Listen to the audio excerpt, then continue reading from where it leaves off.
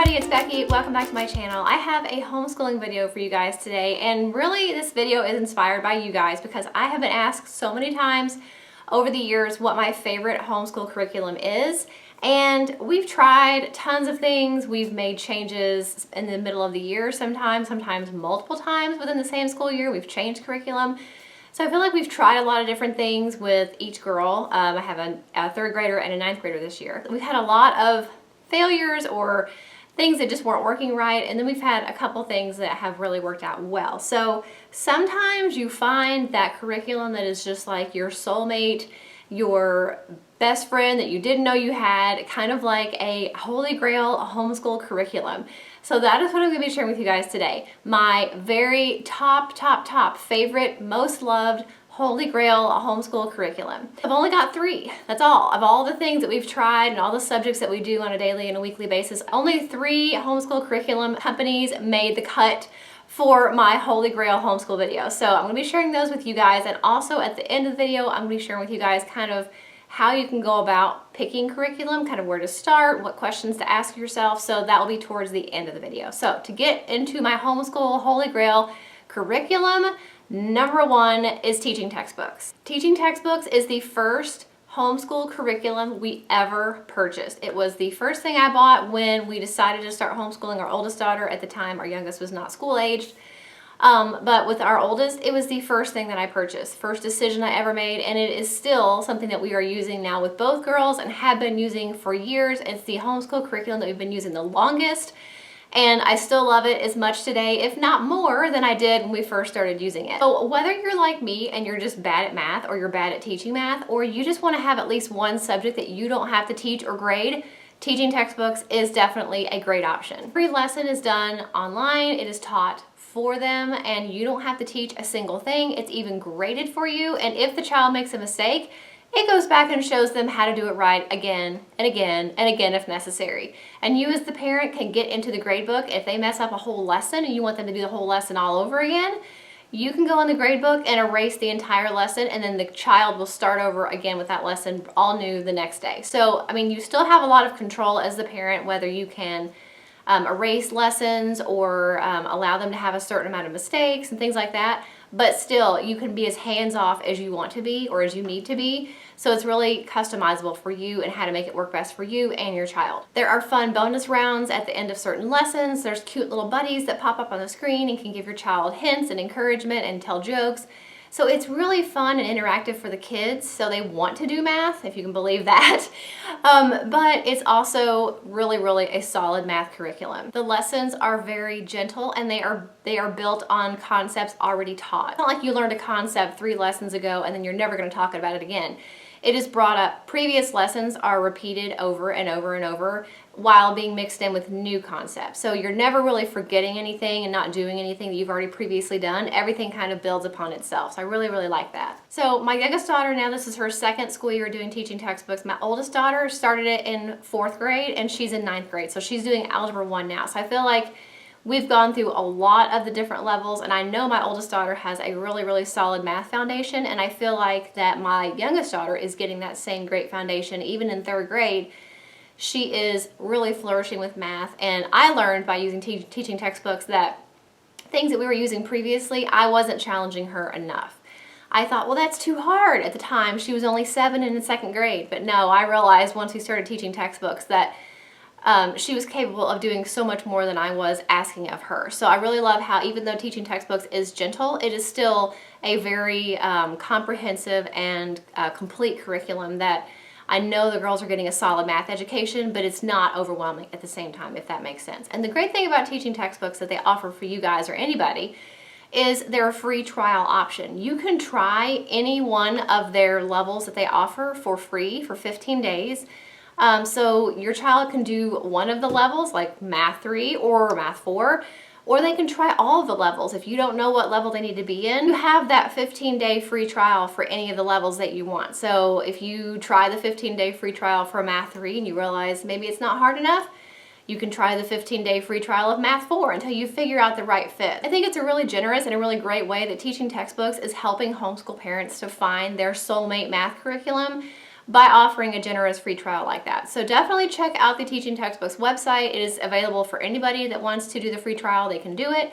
You don't have to enter credit card information or anything like that. It is just a 15-day free trial. They also have placement tests on their website. So if you want to do the placement test in addition to the free trial, or instead of, or before you do the free trial, however you want to work it, they do also have those placement tests on their website. So you can really make sure that you are starting your child out with the correct level of teaching textbooks. Teaching Textbooks 3.0 online is much less expensive than the previous disc version.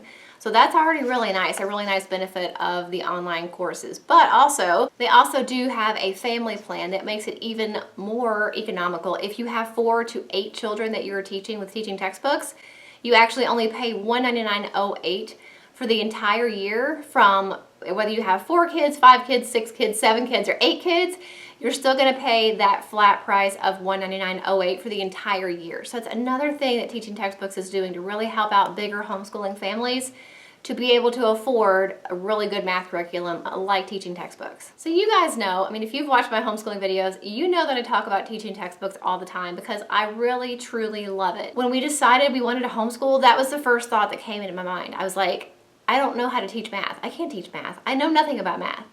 So Teaching Textbooks, literally, other than paying a private tutor, they made it possible for me to homeschool. I just cannot say enough good things about them as a company or their curriculum, and I just love it.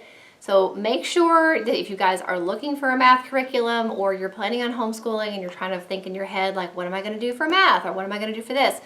I really encourage you to try Teaching Textbooks, and with that 15-day free trial, try it out, see what you think about it, and hopefully it will be as an amazing of a decision for you and your homeschool family as it was for ours. So my second Holy Grail homeschooling curriculum is all about reading. Again, you guys have probably heard me talk about all about reading before. When we first started homeschooling, my youngest was not school age, so I didn't do really much with her, and when she got to be around 3 and a half, we did a couple little preschool things, but I was really intimidated with teaching somebody how to read. My oldest daughter was in public school until the middle of 4th grade, so somebody else taught her to read. That was not something I had to worry about. So kind of like when we started homeschooling and I was so worried and stressed out about math for my oldest, when it came time to homeschooling my youngest, with reading, I was scared to death. I am a very good reader, and I have always done really well in English classes and everything like that, but teaching somebody to read is a very daunting subject, and I had no clue how to start. I had no clue what programs were even out there and what was going to work for my daughter. I didn't even know what type of learner that she was. You know, when we first started, you know, was she visual? Was she kinesthetic? Like, I had no clue. So I'm not really sure how I stumbled upon all about reading, but I did, and I'm so thankful that I did, because now we just finished level 4. There are 4 levels in the reading program. There's like a pre-reading level, and then you've got levels 1, 2, 3, and 4. We have done now all about reading from start to finish. We did try 2 programs, very, very short-lived programs, before we started all about reading. But once we started all about reading, I knew almost immediately that it was going to work for my daughter and it was going to work for me. It was multi-sensory, so she was getting all of the different learning styles with the magnetic letter tiles and the word cards and the phonogram cards and the activities and the workbook. She was getting all of the different learning styles and keeping it interesting for her. And I was getting a very gentle, scripted teacher's manual that told me exactly what to do, exactly what to say, exactly how to explain these different, you know, sounds and blends that are in the English language, which sometimes, let's just be honest, are ridiculous. The rules that don't follow the rules, and so, you know, you have to explain all that. But anyway, all about reading was really there for me. It was holding my hand the entire time and giving me the confidence that I needed to be able to teach somebody to read. And my daughter now, like I said, she just finished level 4 and she is an excellent reader. I'm not going to say some of that's not just because of her being smart, because she's smart, but I do think a lot of that has to do with all about reading and how it was something that was not intimidating for her, it was not overwhelming for her, and it was something that we definitely took at our own pace. There's sometimes we went through lessons really quickly, and there was other times that we had to spend a little bit longer on a lesson or a different rule or something like that, but it was really gentle for her and really, really the hand holding that I needed as the homeschool parent to teach somebody to read. So I really highly recommend All About Reading. It's an incredible reading program, and I think even if you have an older child that may need a little bit of help with reading, don't underestimate the fact that it is not just meant for young little kids that have never read before. I mean, it's great for kids with dyslexia and different types of learning disabilities.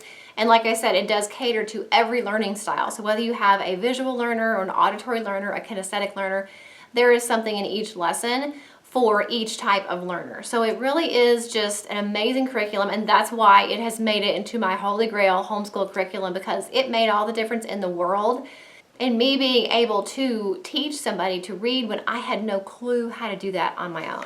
Okay, and my last Holy Grail homeschool curriculum is something that we have not been using very long. With All About Reading, we used for a couple years. For teaching textbooks, we've used it forever. This next curriculum is something that we've only used it for this school year so far. But considering my oldest daughter is almost done with the level for this year, I feel like I'm still at the point where I can say it's pretty amazing, and I wanted to share it with you guys. So for this school year, for my oldest daughter who's in 9th grade, we are using the Good and the Beautiful's high school language arts curriculum. I talked about that over the summer, how that was something we were going to try. It was a new program for them. They do have lower levels of language arts, but they had just come out with their high school level. And language arts and writing and things like that were really things that we have struggled to find the perfect fit for pretty much since the beginning of our homeschooling journey. So pretty much since 4th grade, middle of 4th grade, until now. We've tried several different things, and I just flip-flopped around. Last school year in 8th grade, I think I switched language arts curriculum, I believe 3 times in the school year. Like, it was a mess. Level 1 is the only level that's out right now. I believe level 2 is supposed to come out early 2019, so that's exciting. But there are 10 units in the Good and the Beautiful's level 1 high school curriculum and for language arts, and my daughter is just getting ready to finish level 6. So she's probably going to finish in probably February with the entire level 1 course, which is okay because there are honor book studies that the Good and the Beautiful offers that you can do after you complete a level. So far, the Good and the Beautiful is something that we both enjoy. She enjoys it, I enjoy it. I feel like she's getting a really, really good education. And she likes that it's self-paced. She can do her own lessons on her own time and kind of figure out what she needs to read each day to get done by a certain point, or how many lessons, how many sections of the book she's going to do each day to finish, whatever. It's kind of up to her. I mean, I kind of keep an eye on things and watch and make sure she's not taking too long, but for the most part, she decides her own schedule and sets her own schedule, which at this age, especially in high school, I feel like that's really important, to be able to manage your time well and challenge yourself and make sure you're getting your stuff done. So that I love about the Good and the Beautiful, that it is self-paced, and I don't really have to sit down every day and say, now do page 14, now write this and do this. She's really in charge of that, which is amazing. And if you don't know already, the good thing about the Good and the Beautiful, one of the good things about them, is it is a very all-encompassing curriculum. It's got grammar and usage, it's got literature, it's got art, it's got geography, and writing, of course, is in there. And then also interwoven between all of that is biblical character and good character qualities and things like that. So I just cannot say enough good things about it. And the writing assignments that they have required of her to do, and her work that she has done from the Good and the Beautiful, I have never seen writing from her of that quality in any of the programs we've ever tried before. Before she would always give you the very basic answer, no extra effort at all. For some reason with the Good and the Beautiful, her writing assignments have like quadrupled in quality. Like, they are really, really, really written well. And so I feel like the Good and the Beautiful has a lot to do with that. Now, another thing I love about them, and some people may not care about this, but especially at the high school level, a lot of times they are required to read classic literature that has profanity or different things in them. I know a lot of people are very adamant about the fact that you read the classics that everyone reads in high school, like Romeo and Juliet, or To Kill a Mockingbird, whatever the situation may be. And we did too. I was in public school and we had to read that as part of our school. I personally do not think that you have to read what everyone else is reading just because it's a classic, if I feel like the content in that book is not quality content. You know what I mean? Like, it may be a well-written book, but I don't necessarily think she needs to read books with profanity or anything in them just because everybody else is reading it. That's the benefit of homeschooling. So I like, personally, that the Good and the Beautiful does not have any required reading that has any profanity in it. Does that mean she's going to live her life without ever hearing a curse word? No. And I don't expect that to happen, but I don't really feel the need to assign her reading to do that has profanity just because maybe other ninth graders are reading it. That kind of defeats the whole purpose of why we homeschool. One of the reasons why we homeschool. To not be like what the public school system is doing. So The Good and the Beautiful, all the required reading has no profanity, and I love that. That's just another reason why I love it, and another reason why I wanted to include it in this video, even though it is a newer curriculum for us. I truly feel like if you are looking for a thorough curriculum that is challenging, that is self-led by the student, that is still giving you a grading book as the teacher so you can kind of check their work, that's going to have writing assignments and art projects, which is something we always neglected, was art. Geography, which is something else. Again, we did a little bit of geography, but it was kind of hard to know what curriculum to use or whatever. It's rolled into the curriculum. Literature, grammar and usage, everything is kind of all rolled into the Good and the Beautiful's language arts program for high school. So far, it's working really, really well. And I thought I would share it with you guys since it is a newer program that you may not have heard of or you may not have known about.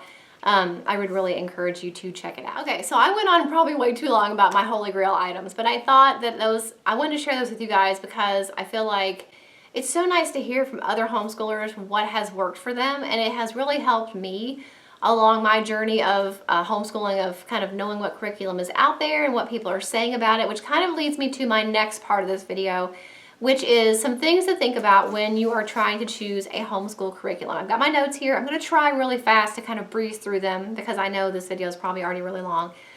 So first thing, when people ask me, what do I do about this subject or what do I do for this grade? I always say, what does your state require you to teach? Do you have any, because some states are more involved in homeschoolers' lives and requirements than others. Our state is very laid back, thankfully. But some states aren't. So you need to find out what your state is requiring of you. Do they require you to teach a certain subject at a certain age? Do they require you to keep tests and turn those in? You know, that's kind of what your first thing should be before you do anything, is find out what your state requires of you as a homeschooler to teach and what you need to keep. First thing you need to do. Second thing is, do you want a secular curriculum or a non-secular curriculum? So is it a deal breaker for you that your curriculum all be Christian-based curriculum? Or do you not care? Or do you want to pick and choose, you know, a Christian curriculum for some things and not for other things? That's kind of something else you need to think about that will help you kind of narrow down your decision, narrow down your choices when you know, I only want a Christian-based science curriculum. Well, you know, here's your list. Or if you don't care if it's Christian-based, then here's your list. You know, it kind of gives you a jumping off point. Another thing to consider is, do you want to design your own curriculum, or do you want to just go to sunlight.com or bookshark.com and pick out an entire grade level curriculum where everything you need for the entire year for every subject is thrown into the box and sent to you? And it's probably going to cost you. I mean, convenience does have a cost pretty much always. So it's probably going to be very, very expensive. But you know, you do have the benefit of everything kind of being sent to you, and you don't have to go out and pick a math curriculum and a science curriculum and a geography curriculum. You know, everything's kind of picked for you. On the flip side of that is, if you're like me and you're kind of a control freak and you want to be able to pick and choose the curriculum that you use, then a box curriculum probably is not going to be the best option for you. We've never done a box curriculum. I really like to pick and choose. You guys know we've already got a math program, so I don't need a math program from somebody else. I just need teaching textbooks. You know, for reading previously, I didn't need a reading program. I already had All About Reading, you know. So do you want that though? Do you want, especially if you're a new homeschooler, maybe you're a little unsure of what to get. Maybe you want the convenience of having a box curriculum sent to you for 3rd grade and everything you need is in the box, you know. That's up to you. Another thing is you need to consider is, how much time do you have to spend teaching? So if you've got 1 kid or maybe 2 kids, it probably isn't that big of a deal if every one of their subjects is very teacher intensive. Because you can probably, you know, shift your schedule around and do one thing with 1 kid while the other child is doing something independently, and then kind of flip-flop. There's definitely ways you can do that. But if you've got a special needs child, or if you've got several children that you're trying to homeschool, all different ages, you know, you may want to find an online program that they each can do their lessons on the computer, and then you just kind of oversee everybody. Or you may want to get a couple programs like teaching textbooks, where you know at least math is going to be something that you don't have to take the time to teach. So kind of think about that. Like, how much time do you have to teach? Do you want a very, rigorous teacher-intensive curriculum where you're there every day with a book and you're labeling and you're doing things on the board? Or do you want more of a laid-back, either online program or a student-led program like the Good and the Beautiful's language arts curriculum for high school? Like, do you want a program like that? So those kinds of things are things you need to think about when you're trying to pick your curriculum. And kind of along the same lines, how qualified are you to teach certain subjects? If you're really bad at math like me, then I knew from the beginning I was going to have to find some kind of math program that I didn't have to teach. And I really didn't want to go the private tutor option because, like I said, that would be very expensive. It would take a lot of time to like meet up with the tutor or have her come over or whatever. Plus, think about over the course of a child's education, how expensive a private tutor would be. It would be crazy. So teaching textbooks for me was just an amazing godsend because it wasn't expensive and it was something that I could just kind of mark off my plate that I didn't have to worry about and somebody else could do it. So if you're really bad at science, maybe you want to find an online science program for kids. Think about what you're qualified to teach and then decide, okay, I can't teach math and I'm not very good at science, so I need to look for a program or something that's going to help me with that. Another thing to consider when choosing curriculum is how your child learns best. And maybe you're like me with reading. I didn't know at the time how my 3.5-year-old, I didn't know really what type of learner she was. It was something that I figured out kind of over time. She's a very kinesthetic learner. She likes to do activities and things like that that keep her interested and involved. So for her, that is what I try to lean towards. But if you don't know or you know what your child's learning style is, it really will benefit you and your child to find a curriculum that is either multi-sensory, like All About Reading, it touches all the different learning styles, or maybe if you're doing science with your 5-year-old, maybe find, and they really like activities, find a workbook for science that involves a lot of activities and cutting and pasting and things like that. So really figuring out what your child is interested in and how they like to learn, how they learn, that will also help guide you towards the right curriculum. I hope that was helpful. I know it's probably super long and I'm sorry if it is, but I just feel like I had a lot to share, and I really wanted to share with you guys the Holy Grail homeschool curriculum because I feel like there is so much information on YouTube. There are so many different videos about this curriculum and this curriculum, and I wanted to share with you guys kind of start to finish.